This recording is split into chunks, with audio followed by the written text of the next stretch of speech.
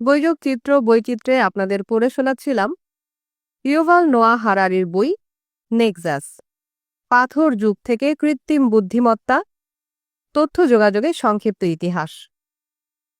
বইটির আজ দ্বিতীয় পর্ব। বইটির প্রথম ভাগের শিরোনাম মানব নেটওয়ার্ক। এই ভাগের প্রথম অধ্যায় শিরোনাম তথ্য কি। মৌলিক ধারণাগুলোর সংজ্ঞা নির্ধারণ করা সর্বদাই একটা জটিল বিষয়, কারণ এই ধারণাগুলোই পরবর্তী সকল কিছুর ভিত্তি তৈরি করে। তাই মনে হয় যে এদের নিজেদেরই কোনো ভিত্তি নেই। পদার্থবিদদের পক্ষে পদার্থ এবং শক্তির সংজ্ঞা নির্ধারণ করা কঠিন। জীববিজ্ঞানীদের পক্ষে জীবনের সংজ্ঞা নির্ধারণ করা কঠিন, এবং দার্শনিকদের পক্ষে বাস্তবতার সংজ্ঞা নির্ধারণ করাও কঠিন। আজকাল অনেক দার্শনিক ও জীববিজ্ঞানী, এমনকি কিছু পদার্থবিদও তথ্যকে বাস্তবতার সবচেয়ে মৌলিক উপাদান হিসেবে দেখেন। এটি বস্তু ও শক্তির চেয়েও মৌলিক। তাই এটা কোনো আশ্চর্যের বিষয় নয় যে তথ্য কিভাবে সংজ্ঞায়িত হবে এবং এটি জীবনের বিবর্তন বা পদার্থবিজ্ঞানের মৌলিক ধারণাগুলোর সঙ্গে কিভাবে সম্পর্কিত, যেমন এন্ট্রপি, তাপগতির সূত্র এবং কোয়ান্টাম অনিশ্চয়তা নীতির সঙ্গে, এ বিষয়ে বহু বিতর্ক রয়েছে। এই বইটি এইসব বিতর্ক সমাধান বা ব্যাখ্যা করার কোনো চেষ্টা করবে না, এবং এটি পদার্থবিদ্যা, জীববিজ্ঞান এবং অন্যান্য সমস্ত জ্ঞানক্ষেত্রে প্রযোজ্য একটি সর্বজনীন তথ্য সংজ্ঞাও প্রদান করবে না। যেহেতু এটি ইতিহাসের ওপর লেখা, যা মানব সমাজের অতীত ও ভবিষ্যতের বিকাশ নিয়ে আলোচনা করে, তাই এটি ইতিহাসে তথ্যের সংজ্ঞা ও ভূমিকার ওপরই আলোকপাত করবে। প্রাত্যহিক ব্যবহারে তথ্য বলতে মানবসৃষ্ট প্রতীকগুলোর সঙ্গে যুক্ত কিছু বোঝানো হয়, যেমন উচ্চারিত বা লিখিত শব্দ। উদাহরণস্বরূপ, স্যার এমি ও দ্য লস্ট ব্যাটালিয়নের গল্পটি বিবেচনা করুন। 1918 সালের অক্টোবর মাসে, যখন আমেরিকান এক্সপিডিশনারি ফোর্স জার্মানদের কাছ থেকে উত্তর ফ্রান্স মুক্ত করার জন্য লড়াই করছিল, তখন 5 শতাধিক আমেরিকান সৈনিকদের একটি ব্যাটালিয়ন শত্রুপক্ষের পেছনে আটকে পড়ে, আর তাদের অবস্থান ভুলভাবে চিহ্নিত হওয়ায় আমেরিকান আর্টিলারি তাদের উপরই হামলা চালাতে থাকে। ব্যাটালিয়নের কমান্ডার মেজর চার্লস উইটলেসি তৎক্ষণাৎ সদর দপ্তরকে তার আসল অবস্থান জানানো প্রয়োজনীয় বলে মনে করলেন, কিন্তু কোনো বার্তাবাহকই জার্মানদের লাইন ভেদ করতে পারছিল না। বেশ কয়েকটি বিবরণ অনুযায়ী উইটলেসির শেষ চেষ্টা হিসেবে স্যার এমি নামক বাহক কবুতরের দিকে ফিরে তাকান। ছোট্ট এক টুকরো কাগজে তিনি লিখলেন, আমরা 276.4 রোড বরাবর আছি। আমাদের আর্টিলারি আমাদের ওপরেই হামলা চালাচ্ছে, দয়া করে থামান। কাগজটি স্যার এমির ডান পায়ের একটি নলাকৃত কন্টেইনারে ঢোকানো হয় এবং তাকে আকাশে উড়িয়ে দেয়া হয়। ব্যাটালিয়নের এক সৈনিক, প্রাইভেট জন নেল, পরবর্তী সময়ে স্মৃতিচারণ করে বলেন, আমরা নিশ্চিত ছিলাম এটি আমাদের শেষ সুযোগ, যদি সেই একাকী ভীত সন্ত্রস্ত কবুতর তার গন্তব্যে পৌঁছাতে ব্যর্থ হতো, তবে আমাদের পরিণতি নিশ্চিত ছিল। প্রত্যক্ষদর্শীরা পরে বর্ণনা করেন কিভাবে স্যার এমি তীব্র জার্মান গোলাগুলির মধ্য দিয়ে উড়ে গিয়েছিল। একটি শেল সরাসরি তার নিচে বিস্ফোরিত হয়, 5 জন সৈন্য নিহত হয় এবং স্যার এমি গুরুতর আহত হয়। একটি স্প্লিন্টার তার বুকে বিদ্ধ হয় এবং তার ডান পা একটি টেন্ডনের সঙ্গে ঝুলে থাকে, তবুও সে বাধা পেরিয়ে গিয়েছিল।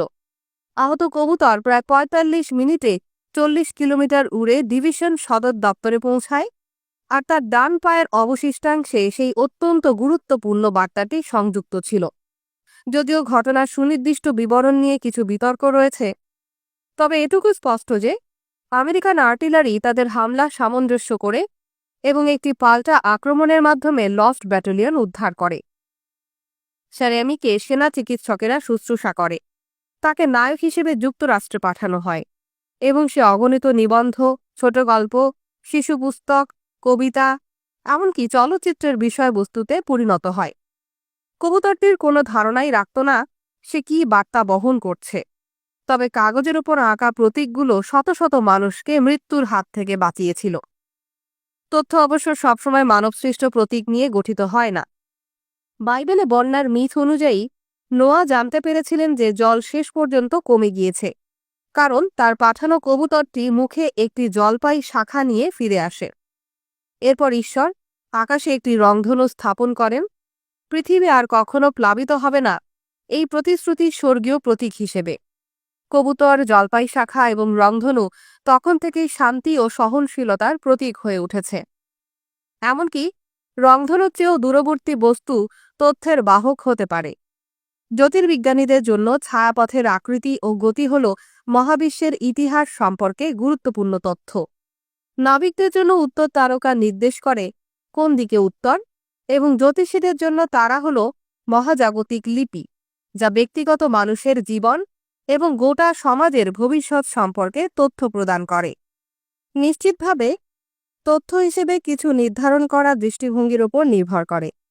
একজন জ্যোতির্বিদ বা জ্যোতিষী তুলা নক্ষত্রমণ্ডলকে তথ্য হিসেবে বিবেচনা করতে পারেন, কিন্তু এই দূরবর্তী নক্ষত্রমণ্ডল মানব পর্যবেক্ষকদের জন্য শুধু একটি বিজ্ঞপ্তি বোর্ডের চেয়েও অনেক বেশি কিছু হতে পারে। সেখানে কোনো ভিনগ্রহী সভ্যতা বিদ্যমান, যারা তাদের গ্রহ থেকে আমরা যে তথ্য সংগ্রহ করি বা সেই সম্পর্কে যে গল্প বলি সেগুলোর বিষয়ে সম্পূর্ণ অজ্ঞ। একইভাবে কাগজের এক টুকরো যাতে কালির দাগ দেয়া আছে কোনো সেনা ইউনিটের জন্য গুরুত্বপূর্ণ তথ্য হতে পারে, কিন্তু একটি উইপোকা পরিবারের জন্য কেবলই রাতের খাবার।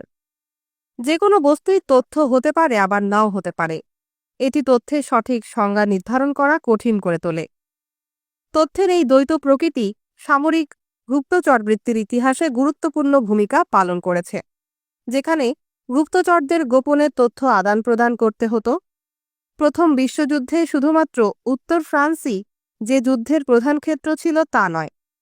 1915 থেকে 1918 সালের মধ্যে ব্রিটিশ এবং অটোমান সাম্রাজ্য মধ্যপ্রাচ্যের নিয়ন্ত্রণের জন্য লড়াই করেছিল। সিনাই উপদ্বীপ এবং সুয়েজ খালের ওপর অটোমান আক্রমণ প্রতিহত করার পর ব্রিটিশ বাহিনী পাল্টা আক্রমণ করে অটোমান সাম্রাজ্যে প্রবেশ করে, কিন্তু 1917 সালের অক্টোবর পর্যন্ত তারা বিষ-সেবা থেকে গাজা পর্যন্ত বিস্তৃত অটোমান প্রতিরক্ষা লাইনের দ্বারা আটকে পড়ে। প্রথম গাজার যুদ্ধ 26শে মার্চ 1917 সালে এবং দ্বিতীয় গাজার যুদ্ধ 1719 এপ্রিলে এবং 1917 সাল পর্যন্ত ব্রিটিশ বাহিনীর আক্রমণ ব্যর্থ হয়। এদিকে ব্রিটিশপন্থী ইহুদিরা প্যালেস্টাইনে একটি গুপ্তচর নেটওয়ার্ক তৈরি করে, যার নামকরণ করা হয়েছিল নীলি, যা ব্রিটিশদের অটোমান সৈন্যদের চলাচল সম্পর্কে তথ্য সরবরাহ করত। একটি পদ্ধতি যা তারা ব্রিটিশ সেনাদের সঙ্গে যোগাযোগ করার জন্য ব্যবহার করেছিল তা ছিল জানালার শাটার। নীলির প্রধান সারা অ্যারনসন, যিনি ভূমধ্য সাগরের দিকে মুখ করে থাকা একটি বাড়িতে বাস করতেন, একটা নির্দিষ্ট কোড অনুযায়ী শাটারটি বন্ধ বা খোলার মাধ্যমে ব্রিটিশ জাহাজগুলোর সঙ্গে সংকেত বিনিময় করতেন। অসংখ্য মানুষ, এমনকি অটোমান সেনারাও শাটারটি দেখতে পেত, কিন্তু নীলি গুপ্তচর এবং তাদের ব্রিটিশ সেনাবাহিনী ব্যতীত আর কেউ বুঝতে পারত না যে এটা ছিল গুরুত্বপূর্ণ সামরিক তথ্য। সুতরাং কখনো একটি শাটার শুধুই শাটার, আবার কখনো তা তথ্য। অবশেষে অটোমান শাসকরা এক অদ্ভুত ঘটনায় নীলির গুপ্তচর চক্রকে ধরে ফেলেছিল। জানালার শাটারের পাশাপাশি নীলি পায়রার মাধ্যমে সংকেত পাঠাত। 1917 সালের 3 সেপ্টেম্বর একটি পায়রা ভুল পথে চলে গিয়ে এক অটোমান অফিসারের বাড়িতে গিয়ে নামে। অফিসার সেই কোডের বার্তা খুঁজে পেয়েছিল, তবে তিনি বার্তাটি বুঝতে পারেননি। তবুও পায়রাটি নিজেই গুরুত্বপূর্ণ তথ্য ছিল। এর উপস্থিতি অটোমানদের মনে করিয়ে দেয় যে তাদের নাকের ডগায় একটি গুপ্তচর চক্র সক্রিয় আছে। মার্শাল ম্যাকলুহান হয়তো বলতেন, পায়রাটিই ছিল বার্তা। নীলি গুপ্তচররা পায়রাটির ধরা পড়ার খবর শুনে অবিলম্বে তাদের বাকি পায়রাগুলোকে মেরে মাটিতে পুঁতে ফেলেছিল, কারণ তখন পায়রার মালিকানাই ছিল দোষের প্রমাণ। কিন্তু পায়রার এই গণহত্যা নীলিকে বাঁচাতে পারেনি। 1 মাসের মধ্যেই গুপ্তচর চক্রটি উন্মোচিত হয়, তাদের কয়েকজন সদস্যকে ফাঁসি দেয়া হয় এবং সারা অ্যারনসন নীলির গোপন তথ্য যেন তাকে নির্যাতন করে বের করে নিতে না পারে সেজন্য আত্মহত্যা করেন। তাহলে কখন একটি পায়রা শুধুই পায়রা আর কখন তা একটা তথ্য? এ থেকে স্পষ্ট যে তথ্যকে নির্দিষ্ট প্রকারের বস্তু হিসেবে সংজ্ঞায়িত করা যায় না। যে কোনো বস্তু, নক্ষত্র, শাটার, পায়রা, সঠিক প্রেক্ষাপটে তথ্য হয়ে উঠতে পারে। তাহলে ঠিক কোন প্রেক্ষাপট এই ধরনের বস্তুগুলোকে তথ্য হিসেবে সংজ্ঞায়িত করে? তথ্যের সরল দৃষ্টিভঙ্গি বলে কোনো কিছু সত্য খোঁজার প্রেক্ষাপটে তথ্য হিসেবে বিবেচিত হয়। কোনো কিছু তথ্য হয় যখন মানুষ সেটাকে সত্য খোঁজার জন্য ব্যবহার করে। এই দৃষ্টিভঙ্গি তথ্যের ধারণাকে সত্যের সঙ্গে যুক্ত করে এবং ধরে নেয় যে তথ্যের মূল কাজ হল বাস্তবতাকে উপস্থাপন করা। যেমন নীলি ব্রিটিশদের যে তথ্য সরবরাহ করেছিল তা অটোমান সেনাবাহিনীর চলাফেরার বাস্তবতাকে উপস্থাপন করার উদ্দেশ্যে ছিল। যদি অটোমানরা গাজার প্রতিরক্ষা কেন্দ্রে 10,000 সৈন্য জমায়েত করত, তাহলে 10,000 এবং গাজা শব্দ সম্বলিত একটি কাগজের টুকরো গুরুত্বপূর্ণ তথ্য ছিল যা ব্রিটিশদের যুদ্ধে জিততে সহায়তা করতে পারত। অন্যদিকে যদি গাজায় প্রকৃতপক্ষে 20,000 অটোমান সৈন্য থাকত, তবে সেই কাগজের টুকরো বাস্তবতাকে সঠিকভাবে উপস্থাপন করত না এবং তা ব্রিটিশদের একটি বিপর্যয়কার সামরিক ভুল করতে প্ররোচিত করতে পারত। অন্যভাবে বললে, সরল দৃষ্টিভঙ্গি অনুযায়ী তথ্য হল বাস্তবতাকে উপস্থাপনের প্রচেষ্টা এবং যখন এই প্রচেষ্টা সফল হয় তখন আমরা একে সত্য বলি। যদিও এই বই সরল দৃষ্টিভঙ্গির সঙ্গে অনেক বিষয় দ্বিমত পোষণ করে, এটি স্বীকার করে যে সত্য হল বাস্তবতার সঠিক উপস্থাপনা। তবে এই বইটি আরও বলে যে অধিকাংশ তথ্যই বাস্তবতাকে উপস্থাপন করার প্রচেষ্টা নয়, বরং তথ্যকে সংজ্ঞায়িত করে এমন কিছু সম্পূর্ণ ভিন্ন বিষয়। মানব সমাজের অধিকাংশ তথ্য এবং প্রকৃতপক্ষে অন্যান্য জীববৈজ্ঞানিক ও শারীরিক ব্যবস্থা বাস্তবতাকে উপস্থাপন করে না। আমি এই জটিল এবং গুরুত্বপূর্ণ যুক্তির উপর একটু বেশি সময় ব্যয় করতে চাই, কারণ এই বইটির তাত্ত্বিক ভিত্তি এটাই। সত্য কি? এই বই জুড়ে সত্যকে এমন কিছু হিসেবে বোঝানো হয়েছে যা বাস্তবতার নির্দিষ্ট কিছু দিককে সঠিকভাবে উপস্থাপন করে। সত্য ধারণার পেছনে মূলত একটা বিশ্বাস কাজ করে, যা হলো একটি সর্বজনীন বাস্তবতা বিদ্যমান। যা কিছু এই মহাবিশ্বে অতীতে ছিল বা ভবিষ্যতে থাকবে, উত্তর তারকা থেকে শুরু করে নীলি পায়রা বা জ্যোতিষবিদ্যা সম্পর্কিত ওয়েব পেজ, সবকিছুই এই একক বাস্তবতার অংশ। এই কারণেই সত্যের অনুসন্ধান একটি সর্বজনীন প্রক্রিয়া। যদিও বিভিন্ন মানুষ, জাতি বা সংস্কৃতির ভিন্ন ভিন্ন বিশ্বাস ও অনুভূতি থাকতে পারে, তারা বিপরীতমুখী সত্যের অধিকারী হতে পারে না, কারণ সবাই একই সর্বজনীন বাস্তবতা ভাগাভাগি করে। যে ব্যক্তি এই সর্বজনীনতাকে অস্বীকার করে সে আসলে সত্যকে অস্বীকার করে। তবে সত্য ও বাস্তবতা এক জিনিস নয়, কারণ কোনো বিবরণ যতটা সত্যই হোক না কেন তা কখনোই বাস্তবতার সব দিককে উপস্থাপন করতে পারে না। যদি কোনো নীলি গুপ্তচর লিখে যে গাজায় 10,000 অটোমান সৈন্য রয়েছে এবং সত্যিই সেখানে 10,000 সৈন্য ছিল, তবে এটি বাস্তবতার একটি নির্দিষ্ট দিককে সঠিকভাবে নির্দেশ করে, কিন্তু অন্যান্য অনেক দিককে উপেক্ষা করে। যে কোনো বস্তু গণনার সময় আপেল, কমলা বা সৈন্য যখন সংখ্যা হিসেবে গণনা করা হয়, তা তাদের মধ্যে যে মিল রয়েছে তা তুলে ধরে, কিন্তু পার্থক্যগুলোকে উপেক্ষা করে। উদাহরণ হিসেবে বলা যায় যে গাজায় 10,000 অটোমান সৈন্য ছিল, এটা উল্লেখ করা হয়নি যে তাদের মধ্যে কে অভিজ্ঞ সৈনিক আর কে ছিল নতুন রিক্রুট। যদি সেখানে 1,000 রিক্রুট এবং 9,000 অভিজ্ঞ সৈনিক থাকত, তবে সামরিক বাস্তবতা একরকম, আর যদি 9,000 নতুন রিক্রুট এবং 1,000 অভিজ্ঞ সৈনিক থাকত, তাহলে সেই বাস্তবতা একেবারেই ভিন্ন। সৈন্যদের মধ্যে আরও অনেক পার্থক্য ছিল। কেউ কেউ সুস্থ ছিল, কেউ কেউ অসুস্থ। কিছু অটোমান সৈন্য ছিল জাতিগতভাবে তুর্কি, আর অন্যেরা ছিল আরব, কুর্দি বা ইহুদি। কেউ ছিল সাহসী, আবার কেউ ছিল ভীতু। প্রকৃতপক্ষে প্রতিটি সৈনিকই ছিল একজন অনন্য মানুষ, যার আলাদা পিতামাতা, বন্ধু এবং স্বতন্ত্র ভয় ও আশা ছিল। প্রথম বিশ্বযুদ্ধের সময় উইলফ্রেড ওয়েনের মতো কবিরা বিখ্যাতভাবে এই সামরিক বাস্তবতার দিকগুলোকে তুলে ধরার চেষ্টা করেছেন, যা কেবল পরিসংখ্যানের মাধ্যমে কখনোই সঠিকভাবে প্রকাশ করা যায় না।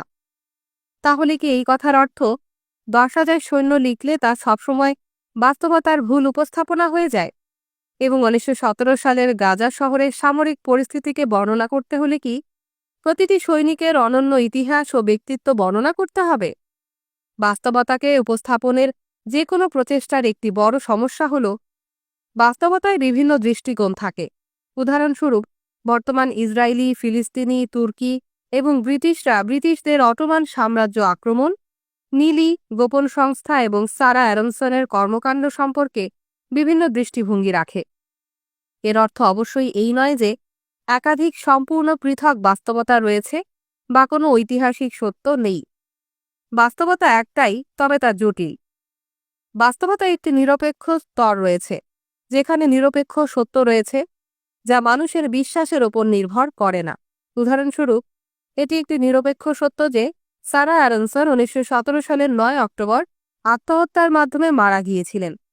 এটা বলা নিঃসন্দেহে একটা ভুল তথ্য যে সারা অ্যারনসন 1919 সালের 15 মে একটি বিমান দুর্ঘটনায় মারা গিয়েছিলেন। বাস্তবতায় একটি ব্যক্তিগত স্তরও রয়েছে, যেখানে ব্যক্তিগত বিশ্বাস ও অনুভূতি রয়েছে। তবে এই ক্ষেত্রেও সত্য ও ভুলের মধ্যে পার্থক্য করা সম্ভব। উদাহরণস্বরূপ, এটি একটি সত্য যে ইসরায়েলিরা সাধারণত অ্যারনসনকে একজন দেশপ্রেমিক নায়ক হিসেবে দেখে। তার আত্মহত্যার 3 সপ্তাহ পর নীলি যে তথ্য সরবরাহ করেছিল তা ব্রিটিশদেরকে বিয়ের সেবার যুদ্ধে, যেটা 31 অক্টোবর 1917 সালে হয়েছিল, এবং গাজা তৃতীয় যুদ্ধে 1 থেকে 2 নভেম্বর 1917 সাল অটোমান রক্ষাব্যূহ ভেদ করতে সাহায্য করেছিল। 2 নভেম্বর 1917 সালে ব্রিটিশ পররাষ্ট্রমন্ত্রী আর্থার ওয়েলফোর একটি ঘোষণা জারি করেন, যেখানে উল্লেখ করা হয় যে ব্রিটিশ সরকার প্যালেস্টাইনি ইহুদি জনগণের জন্য একটা জাতীয় আবাসভূমি প্রতিষ্ঠাকে অনুকূল দৃষ্টিতে দেখছে। ইসরায়েলিরা এই সাফল্যের একটি অংশের কৃতিত্ব নীলি এবং সারা অ্যারনসনকে দেন, যাকে তারা তার আত্মত্যাগের জন্য শ্রদ্ধা করেন। অন্যদিকে ফিলিস্তিনিরা বিষয়গুলো সম্পূর্ণ ভিন্নভাবে মূল্যায়ন করে। তারা অ্যারনসনকে সম্মান করে না, বরং তারা তাকে চিনে থাকে, একজন সাম্রাজ্যবাদী গুপ্তচর হিসেবে দেখে। যদিও আমরা এখানে ব্যক্তিগত মতামত ও অনুভূতি নিয়ে কাজ করছি, তবুও আমরা সত্যকে মিথ্যা থেকে আলাদা করতে পারি। কেননা মতামত ও অনুভূতিগুলো ঠিক তারকা এবং পায়রার মতো সর্বজনীন বাস্তবতার অংশ। এটা বলা যে সারা অ্যারনসন তার অটোমান সাম্রাজ্য পরাজয়ের ভূমিকার জন্য সবার দ্বারা সম্মানিত, এটা একটা ভুল তথ্য যা বাস্তবতার সঙ্গে সামঞ্জস্যপূর্ণ নয়। জাতীয়তা মানুষের দৃষ্টিভঙ্গিকে প্রভাবিত করে, তবে এটা একমাত্র বিষয় না। ইসরায়েলি পুরুষ ও ইসরায়েলি নারীরা অ্যারনসনকে ভিন্নভাবে দেখতে পারে, এবং বামপন্থী ও ডানপন্থীরা কিংবা ধর্মীয় ও ধর্মনিরপেক্ষ ইহুদিরাও তাকে ভিন্ন চোখে দেখে। যেহেতু ইহুদি ধর্মীয় আইনে আত্মহত্যা নিষিদ্ধ, তাই ধর্মীয় ইহুদিরা অ্যারনসনের আত্মহত্যাকে নায়কোচিত কাজ হিসেবে দেখতে অস্বস্তি বোধ করে। বাস্তবিক তাকে ইহুদি কবরস্থানের পবিত্র জমিতে সমাহিত করার অনুমতি দেয়া হয়নি। শেষ পর্যন্ত প্রতিটি ব্যক্তি ভিন্ন দৃষ্টিভঙ্গি পোষণ করে, যা তাদের ভিন্ন ব্যক্তিত্ব ও জীবন ইতিহাসের মেলবন্ধনে গড়ে ওঠে। তাহলে কি এর অর্থ এই যে যখন আমরা বাস্তবতাকে বর্ণনা করতে চাই, তখন আমাদের সব ভিন্ন দৃষ্টিভঙ্গির তালিকা তৈরি করতে হবে? এবং উদাহরণস্বরূপ সারা অ্যারনসনের একটি সত্যিকারের জীবনীতে প্রতিটি ইসরায়েলি ও ফিলিস্তিনির তার সম্পর্কে অনুভূতির বিস্তারিত বিবরণ থাকতে হবে? যদি সত্যের এই অনুসন্ধানকে চূড়ান্ত পর্যায়ে নিয়ে যাওয়া হয়, তবে তা আমাদেরকে এমন এক অবস্থায় নিয়ে যেতে পারে যেখানে আমরা এক এক স্কেলে পৃথিবীকে উপস্থাপন করার চেষ্টা করব। যেমন বিখ্যাত হোর্হে লুইস বোর্হেসের গল্প অন এক্সাক্টিটিউড ইন সায়েন্স 1946 সালে লেখা। এই গল্পে দেখা যায়, এই গল্পে বোর্হেস একটি কাল্পনিক প্রাচীন সাম্রাজ্যের কথা বলেন, যারা তাদের ভূখণ্ডের আরও সঠিক মানচিত্র তৈরি করতে ক্রমাগত প্রচেষ্টা চালিয়ে যায়, যতক্ষণ না তারা একটি 1:1 অনুপাতে মানচিত্র তৈরি করে।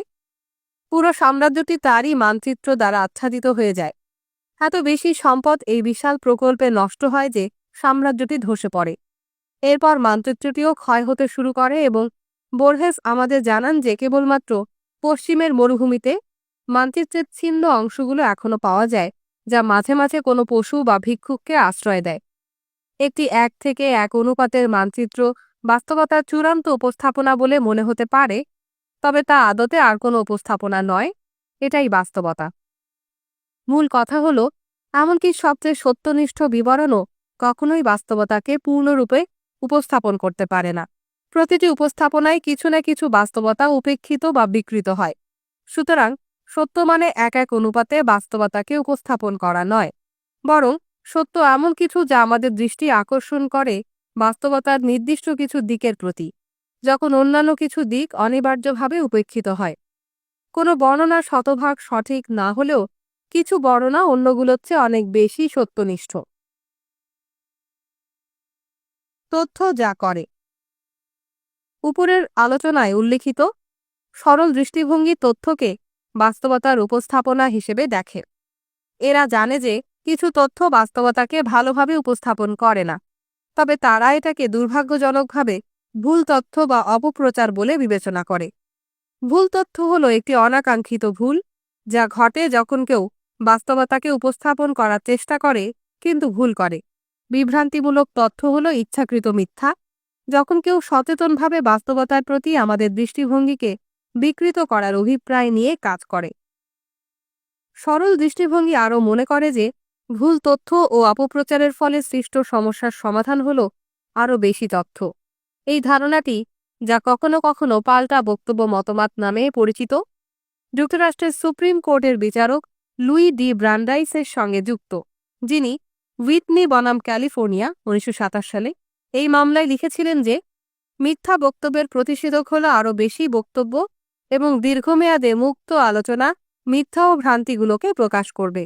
যদি সব তথ্যই বাস্তবতাকে উপস্থাপনের চেষ্টা হয়, তাহলে পৃথিবীতে তথ্যের পরিমাণ যত বাড়বে ততই মিথ্যা ও ভুলগুলো প্রকাশ পাবে এবং শেষ পর্যন্ত আমাদেরকে পৃথিবীর সম্পর্কে আরও সত্যনিষ্ঠ ধারণা প্রদান করবে। এই গুরুত্বপূর্ণ বিষয়টিতে এই বইটি সরল দৃষ্টিভঙ্গির সঙ্গে দৃঢ়ভাবে দ্বিমত পোষণ করে। এমন কিছু তথ্য অবশ্যই রয়েছে যা বাস্তবতাকে উপস্থাপনের চেষ্টা করে এবং সফলও হয়, কিন্তু এটা তথ্যের সংজ্ঞায়িত বৈশিষ্ট্য নয়। কয়েক পৃষ্ঠা আগে আমি নক্ষত্রমণ্ডলকে তথ্য হিসেবে উল্লেখ করেছি এবং জ্যোতির্বিজ্ঞানীদের পাশাপাশি জ্যোতিষীদের কথাও উল্লেখ করেছি, যারা তথ্যের সরল দৃষ্টিভঙ্গির অনুসারে তারা সম্ভবত এটি পড়ে অস্বস্তিতে পড়েছিলেন। সরল দৃষ্টিভঙ্গি অনুসারে জ্যোতির্বিজ্ঞানীরা নক্ষত্রমণ্ডল থেকে বাস্তব তথ্য আহরণ করেন, আর জ্যোতিষীরা নক্ষত্রমণ্ডল থেকে যেসব তথ্য কল্পনা করে পড়েন তা হয় ভুল তথ্য বা অপপ্রচার। যদি মানুষদেরকে মহাবিশ্ব সম্পর্কে আরও তথ্য দেয়া হয়, তাহলে তারা নিশ্চয়ই জ্যোতিষশাস্ত্রকে সম্পূর্ণ পরিত্যাগ করবে।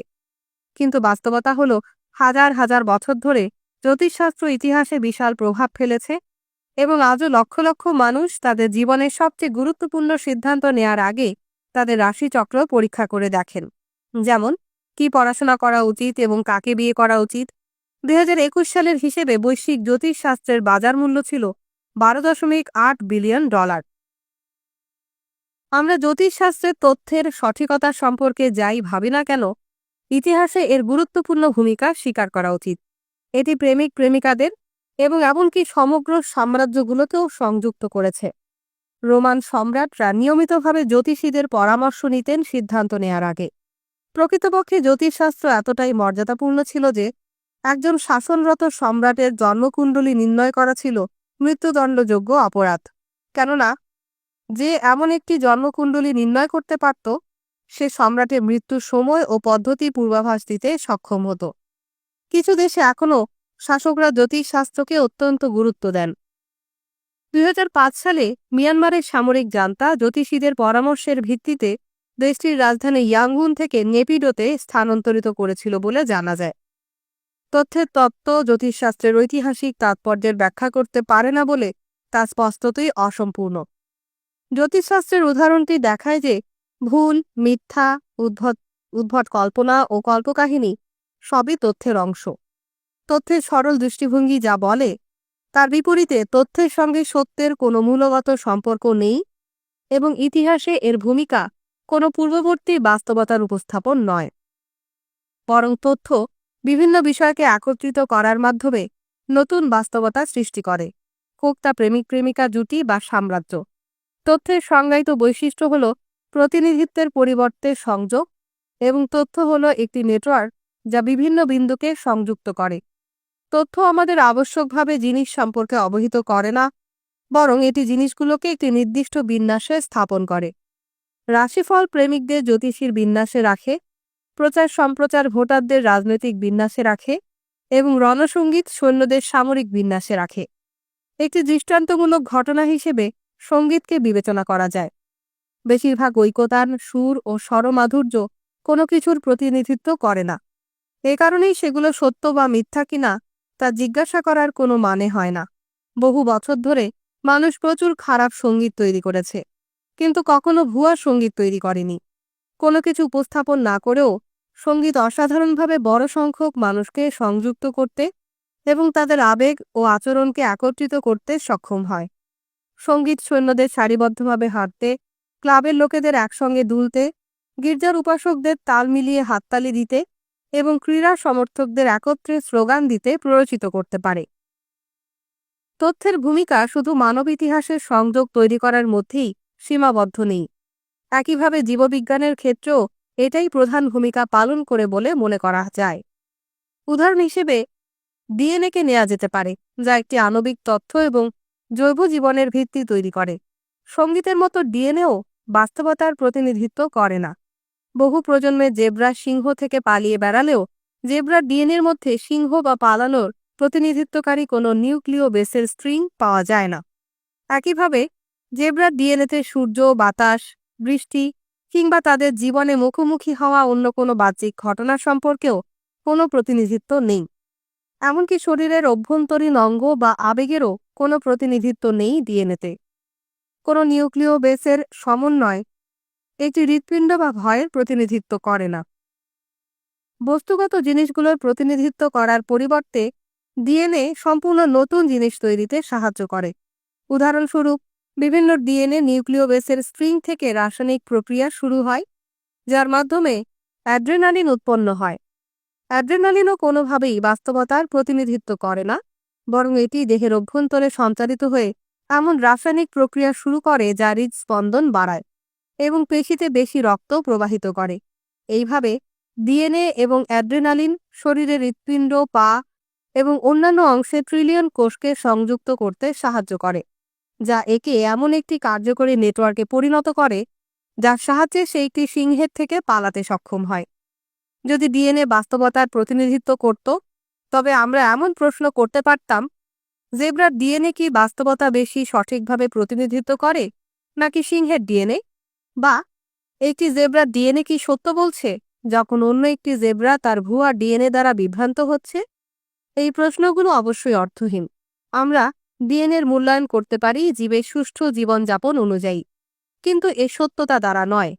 যদিও ডিএনএ ভুল নিয়ে কথা বলাটা খুবই সাধারণ ব্যাপার, কিন্তু এটি কেবল ডিএনএর অনুলিপি করার প্রক্রিয়ায় মিউটেশনের কথা বোঝায়, বাস্তবতা সঠিকভাবে উপস্থাপন করতে ব্যর্থ হওয়া নয়। এমন কোনো মিউটেশন যা অ্যাড্রেনালিন উৎপাদনে বাধা সৃষ্টি করে তা জীবনের স্থায়িত্ব কমিয়ে দেয়, কোষগুলোর নেটওয়ার্ক ভেঙে দেয়। যেমন একটি জেব্রা মারা গেলে তা ট্রিলিয়ন কোষ একে অপরের সঙ্গে সংযোগ হারায়। এ ধরনের নেটওয়ার্কের ব্যর্থতা মানে হলো অবক্ষয়, ভুল তথ্য নয়। এটি যেমন জেব্রার ক্ষেত্রে সত্য, তেমনি দেশ, রাজনৈতিক দল এবং সংবাদ নেটওয়ার্কের ক্ষেত্রেও। তাদের অস্তিত্ব প্রতিকূল হয়ে ওঠে যদি তাদের গঠনমূলক অংশগুলোর মধ্যে সংযোগ বিচ্ছিন্ন হয়ে যায়। ভুল তথ্যের চেয়ে এই ধরনের সংযোগ বিচ্ছিন্নতারই বেশি ক্ষতিকর। ডিএনএ কপির প্রক্রিয়ায় ভুলগুলো সবসময় জীবনের স্থায়িত্বকে কমায় না। খুব বিরল ক্ষেত্রে এ ধরনের ভুলগুলো জীবনযাত্রার সক্ষমতা বাড়াতেও পারে। এমন মিউটেশন ছাড়া বিবর্তন প্রক্রিয়া সম্ভব হতো না। সব জীবন্ত প্রাণী কিছু না কিছু জেনেটিক ভুলের জন্যই বিদ্যমান। বিবর্তনের এই বিস্ময়কর ঘটনাগুলো সম্ভব হয়েছে কারণ ডিএনএ কোনো পূর্বস্থিত বাস্তবতার প্রতিনিধিত্ব করে না, বরং এটি নতুন বাস্তবতা তৈরি করে। এই বিষয়ের গুরুত্ব বোঝার জন্য আমি একটু থামি। তথ্য হলো এমন কিছু যা বিভিন্ন বিন্দুকে সংযোগের মাধ্যমে নতুন বাস্তবতা তৈরি করে। এর মধ্যে তথ্যের প্রতিনিধিত্বমূলক দৃষ্টিভঙ্গিও অন্তর্ভুক্ত হয়। কখনো কখনো বাস্তবতার সত্যনিষ্ঠ উপস্থাপনা মানুষকে সংযুক্ত করতে পারে। যেমন 1969 সালের জুলাই মাসে 600 মিলিয়ন মানুষ যখন টেলিভিশনে নীল আর্মস্ট্রং এবং বাজ অলড্রিনকে চাঁদে হাঁটতে দেখেছিলেন, স্ক্রিনে প্রদর্শিত চিত্রগুলো সঠিকভাবে 3,84,000 কিলোমিটার দূরের ঘটনার প্রতিনিধিত্ব করেছিল এবং এই চিত্রগুলো মানুষের মধ্যে বিস্ময়, গর্ব এবং মানব ভ্রাতৃত্বের অনুভূতির জন্ম দিয়েছিল, যা মানুষকে সংযুক্ত করতে সাহায্য করেছিল। তবে এই ধরনের ভ্রাতৃত্বের অনুভূতি অন্য উপায়েও তৈরি হতে পারে। তথ্যের সংযোগকারী ভূমিকা ভুল তথ্যের জন্য যথেষ্ট জায়গা রাখে। কখনো কখনো বাস্তবতার ভুল উপস্থাপনাও একটি সামাজিক সংযোগ সৃষ্টি করতে পারে, যেমন চাঁদে অবতরণ ঘটেনি বলে দাবি করা কোনো ষড়যন্ত্র তত্ত্বের অনুসারীরা যখন একটি ইউটিউব ভিডিও দেখে। এসব চিত্র বাস্তবতার ভুল উপস্থাপনা প্রদান করলেও তা হয়তো মানুষদের মধ্যে ক্ষোভের জন্ম দিতে পারে বা নিজেকে জ্ঞানী মনে করার গর্ব তৈরি করতে পারে, যা একটি নতুন একত্রীকৃত গোষ্ঠী তৈরি করতে সাহায্য করে। অনেক সময় বাস্তবতার কোনো উপস্থিতি ছাড়াই নেটওয়ার্ক সংযোগ তৈরি হতে পারে, যেমন জেনেটিক তথ্য ট্রিলিয়ন কোষকে সংযুক্ত করে, কিংবা একটি প্রেরণাদায়ক সঙ্গীত হাজারো মানুষকে সংযুক্ত করে। অবশেষে মার্ক জুকারবার্গের মেটাভার্সের ধারণা নিয়ে চিন্তা করা যাক। মেটাভার্স একটি ভার্চুয়াল মহাবিশ্ব যা সম্পূর্ণভাবে তথ্য দিয়ে তৈরি। এটি হোর্হে লুইস বোর্হেসের কল্পিত সাম্রাজ্যের তৈরি করা এক এক নকশার মানচিত্রের মতো আমাদের জগৎকে উপস্থাপন করার প্রচেষ্টা নয়, বরং এটি আমাদের জগৎকে বৃদ্ধি বা এমনকি প্রতিস্থাপন করার একটি প্রচেষ্টা। এটি আমাদের বুয়েন্স আইরেস বা সল্ট লেক সিটির একটি ডিজিটাল প্রতিলিপি দেয় না, বরং এটি মানুষকে নতুন ভার্চুয়াল সম্প্রদায় তৈরি করার জন্য আমন্ত্রণ জানায়, যেখানে নতুন নিয়ম এবং দৃশ্য থাকবে। 2024 সালের দিকে মেটাভার্সকে হয়তো একটি অতিরঞ্জিত স্বপ্ন মনে হতে পারে, তবে কয়েক দশকের মধ্যে কোটি কোটি মানুষ তাদের জীবনের একটি বিশাল অংশ ভার্চুয়াল বাস্তবতায় কাটাতে পারে। সেখানে তারা তাদের সামাজিক এবং পেশাগত কার্যক্রম চালিয়ে যেতে পারে। মানুষ সেখানে সম্পর্ক তৈরি করবে, আন্দোলনে যোগ দেবে, চাকরি করবে এবং তাদের আবেগীয় ওঠানামা অনুভব করবে এমন একটি পরিবেশে যা তথ্য দিয়ে তৈরি, বস্তু দিয়ে নয়। হয়তো কোনো দূরবর্তী মরুভূমিতে পুরনো বাস্তবতার ভিন্ন ছিন্ন অংশগুলো তখনও বিদ্যমান থাকবে, যেখানে মাঝে মধ্যে কোনো পশু বা ভিখারি আশ্রয় নেবে। তথ্যকে একটি সামাজিক সংযোগ হিসেবে দেখা আমাদেরকে মানব ইতিহাসের অনেক দিক বোঝাতে সহায়তা করে, যেগুলো তথ্যকে শুধু প্রতিনিধিত্ব হিসেবে দেখার সরল দৃষ্টিভঙ্গিকে বিভ্রান্ত করে। এটি কেবল জ্যোতিষশাস্ত্রের সাফল্যকেই ব্যাখ্যা করে না, বরং আরও গুরুত্বপূর্ণ বিষয় যেমন বাইবেলের সাফল্যকেও ব্যাখ্যা করে। অনেকেই হয়তো জ্যোতিষশাস্ত্রকে মানব ইতিহাসের একটি গৌণ বিষয় হিসেবে দেখবেন, কিন্তু কেউই বাইবেলের প্রভাবকে অস্বীকার করতে পারবে না। যদি তথ্যের প্রধান কাজ হতো বাস্তবতাকে সঠিকভাবে উপস্থাপন করা, তবে বাইবেল কিভাবে মানব ইতিহাসের সবচেয়ে প্রভাবশালী গ্রন্থগুলোর একটি হয়ে উঠল তা বোঝা কঠিন হতো। বাইবেল মানব বিষয় এবং প্রাকৃতিক প্রক্রিয়া সম্পর্কে অনেক গুরুতর ভুল বর্ণনা করে। উদাহরণস্বরূপ, জেনেসিস গ্রন্থ দাবি করে যে সমস্ত মানবজাতি, যেমন কালাহারি মরুভূমির সান জাতি বা অস্ট্রেলিয়ার আদিবাসী, একটি পরিবার থেকে উৎপত্তি লাভ করেছে যারা 4000 বছর আগে মধ্যপ্রাচ্যে বাস করত। জেনেসিস অনুযায়ী প্লাবনের পরে নোয়ার সকল বংশধর মেসোপটেমিয়ায় একত্রে বাস করত, কিন্তু বাবেলের মিনার ধ্বংসের পরে তারা পৃথিবীর চারদিকে ছড়িয়ে পড়ে এবং আজকের সমস্ত মানুষের পূর্বপুরুষ হয়ে ওঠে। কিন্তু প্রকৃতপক্ষে সান জাতির পূর্বপুরুষরা আফ্রিকায় শত শত হাজার বছর ধরে বসবাস করে আসছে এবং আদিবাসীদের পূর্বপুরুষরা 50,000 বছরেরও বেশি সময় আগে অস্ট্রেলিয়ায় বসতি স্থাপন করেছিল। জেনেটিক এবং প্রত্নতাত্ত্বিক প্রমাণ স্পষ্টভাবে প্রমাণ করে যে 4000 বছর আগে দক্ষিণ আফ্রিকা ও অস্ট্রেলিয়ার প্রাচীন জনসংখ্যা ধ্বংস হয়নি এবং এই এলাকাগুলোকে পরে মধ্যপ্রাচ্যের অভিবাসীরা পুনরায় বসতি স্থাপন করেনি। আরও বড় ভুল হল সংক্রামক রোগ সম্পর্কে আমাদের বোঝাপড়া। বাইবেল নিয়মিতভাবে মহামারীগুলোকে মানব পাপের জন্য ঈশ্বরের শাস্তি হিসেবে তুলে ধরে এবং দাবি করে যে প্রার্থনা ও ধর্মীয় আচার অনুষ্ঠানের মাধ্যমে এসব রোগ প্রতিরোধ করা বা বন্ধ করা যেতে পারে।